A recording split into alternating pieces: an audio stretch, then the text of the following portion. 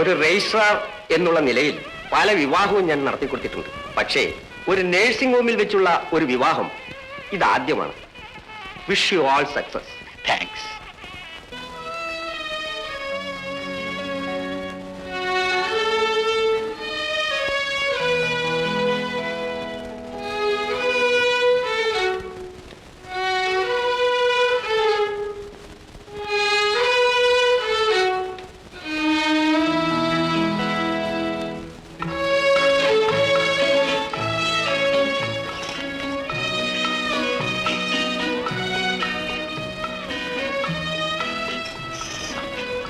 തൊടാൻ പോലും സമ്മതിക്കുന്നില്ലല്ലോ. അസുഖമൊക്കെ ഭേദമാവട്ടെ. അതുവരെ ഈ വിരലിലെങ്കിലും തൊടാമല്ലോ അല്ലേ?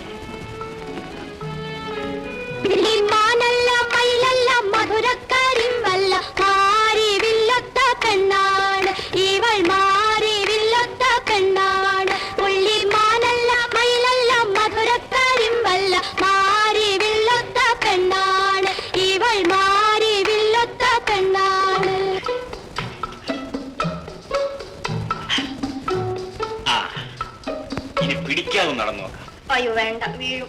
ഒന്നുമില്ല, പക്ഷെ അവിടെ പോയി നിൽക്കൂ, ഞാൻ പതുക്കെ നടന്നു വരാം. വേണ്ടേ, പോകുന്നേ. പോകൂ.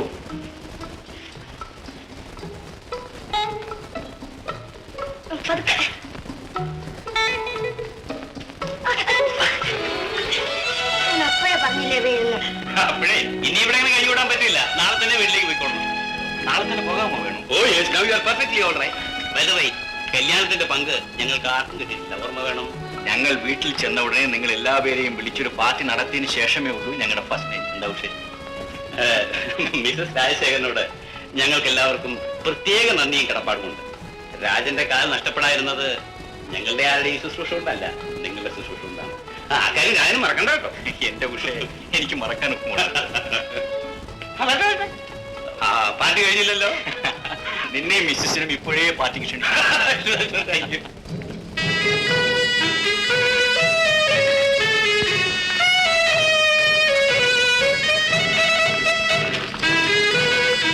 Hello doctor. ഹലോ.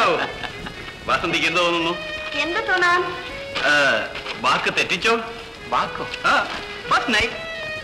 ഓ, പാർട്ടി കഴിഞ്ഞിട്ട് വേണ്ടേ അതൊക്കെ.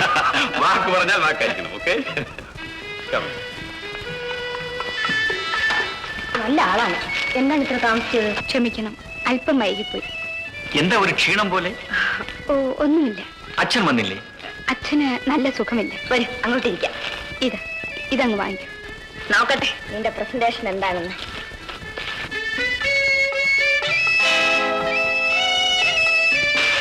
ഓ, ടേപ്പ് റെക്കോർഡറോ? സേവ് ചെയ്തത് സ്വീകരിക്കും. ശരി, സ്വീകരിച്ചിരിക്കുന്നു. വരും.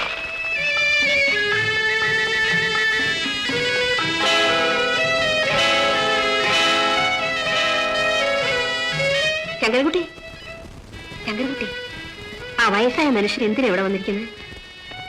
അദ്ദേഹം ഉഷ കൊച്ചമ്മയുടെ അച്ഛനാ. ഇയാളുടെ മകളാണ് ഉഷ. ഉഷയുടെ അച്ഛൻ. അല്പം കൂടി കഴിക്കൂ. അയ്യോ വേണ്ട. ഇനി നീ ഒരു പാട്ട് പാടണം. പാട്ടോ? ഒരു സന്തോഷ വാർത്ത. എന്റെ കൂട്ടുകാരി രജനി ഇപ്പോൾ ഒരു പാട്ട് പാടും. അയ്യോ ഉഷേ, എന്നെ ഒന്ന് രക്ഷിക്കണം. ഇപ്പൊ എന്നെ കൊണ്ട് പാടാൻ സാധിക്കും? അത് പറഞ്ഞാൽ പറ്റില്ല, പാടണം. എന്നോട് സ്നേഹമുണ്ടെങ്കിൽ പാടണം. പ്ലീസ്.